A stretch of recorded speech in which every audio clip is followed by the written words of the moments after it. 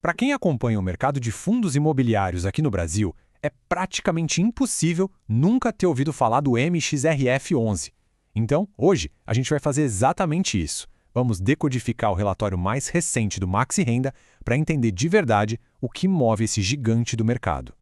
E vamos começar com este número que é impressionante. 1.331.737. Isso não é um dado qualquer, não. É a quantidade de pessoas que investem no MXRF11. É o fundo imobiliário com o maior número de cotistas do Brasil, de longe. Então, entender a estratégia dele não é só interessante, é fundamental para sentir o pulso do mercado. Beleza, para a gente destrinchar tudo isso, preparem um roteiro bem direto. Primeiro, vamos entender o básico sobre o fundo. Depois, a gente mergulha nos números de setembro.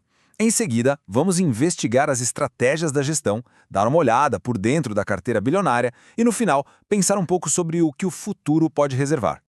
Ok, vamos lá. Antes de sair falando de números, de estratégia, a gente precisa ter a base bem sólida. Afinal, o que é exatamente o MXRF11? E o primeiro passo é o básico do básico. O que é um fundo de investimento imobiliário, o famoso FI. A melhor forma de pensar nisso é como uma vaquinha gigante, sabe? Vários investidores juntam o dinheiro para montar uma carteira bem diversificada de ativos imobiliários. E a grande vantagem?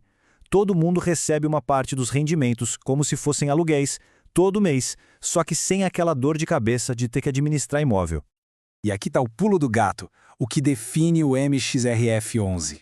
Diferente daqueles fundos que compram prédios, shoppings, a missão principal dele é investir em dívida imobiliária. O grande motor do fundo são os certificados de recebíveis imobiliários, os CRIs. De um jeito bem simples, é como se o fundo emprestasse dinheiro para empresas do setor imobiliário e recebesse juros por isso. Agora que a gente já entendeu essa estratégia de focar em dívida, vamos ver como isso se refletiu nos resultados.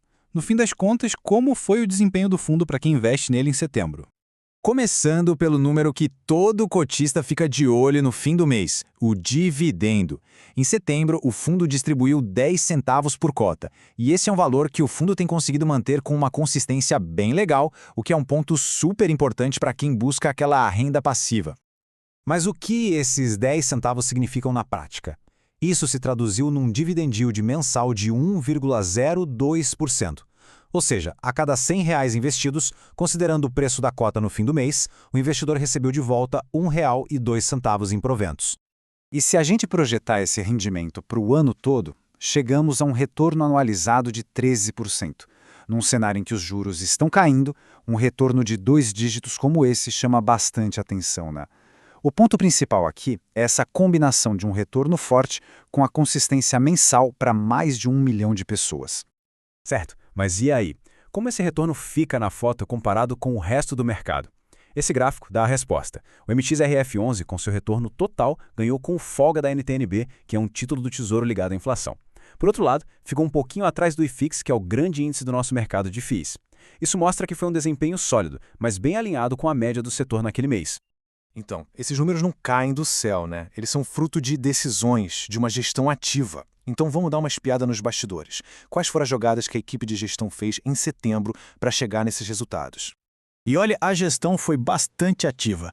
Como a gente pode ver aqui, eles não ficaram só sentados esperando os juros caírem na conta. Venderam quase 190 milhões de reais em ativos para botar no bolso um lucro de 6 milhões. E já pegaram esse capital para reinvestir em novas oportunidades. É o que se chama de gestão dinâmica, sempre tentando otimizar a carteira.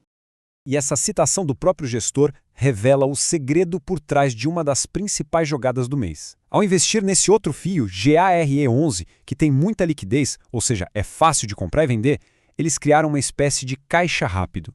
Isso permite que eles aproveitem na hora as oportunidades de comprar novos CRIs com juros mais altos sem deixar o dinheiro parado. Uma jogada de mestre. Todas essas movimentações, essas compras e vendas, acabam moldando a carteira do fundo. Então, que tal a gente abrir o capô e ver o que tem dentro do portfólio de mais de 4 bilhões de reais do MXRF11?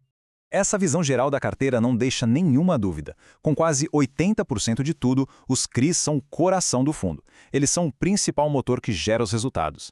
As fatias menores são de investimentos em outros FIIs e umas operações chamadas permutas financeiras, que são basicamente estratégias mais táticas para buscar ganhos de prazo mais curto.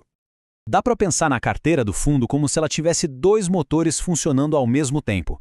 O motor principal, o grandão, é essa carteira de CRIs feita para gerar aquela renda mensal constante e previsível. E aí tem um segundo motor, menor, mais ágil, que usa os outros FIs e as permutas para tentar buscar lucros um pouco maiores com a valorização dos ativos. É como se fosse um turbo extra. E para deixar isso mais concreto, essa tabela mostra para quem o fundo está emprestando dinheiro através dos CRIs. A gente vê nomes gigantes de setores super variados, como o Shopping Metrô Itaquera, a siderúrgica ArcelorMittal, a construtora Elbor. Essa diversificação é super importante, porque ajuda a diluir o risco. Se um setor vai mal, os outros podem compensar. Bom, a gente já viu a teoria, os resultados e como a carteira está montada. Agora é hora de juntar todas as peças desse quebra-cabeça. Qual é a grande mensagem que o relatório de setembro deixa para a gente? Resumindo a história de setembro em poucas palavras, a gestão foi proativa e conseguiu gerar um ganho extra. O motor principal de CRIs continua funcionando a todo vapor, entregando o resultado de sempre.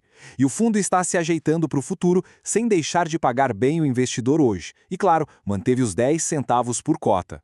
E tudo isso nos leva a uma reflexão final. Com quase 74% da sua carteira de crédito ligada a índices de inflação, como o IPCA, o fundo tem uma estratégia muito clara. A grande pergunta para os próximos meses é: como essa estratégia vai se sair num cenário econômico que não para de mudar? Fica aí um ponto importante para a gente acompanhar de perto.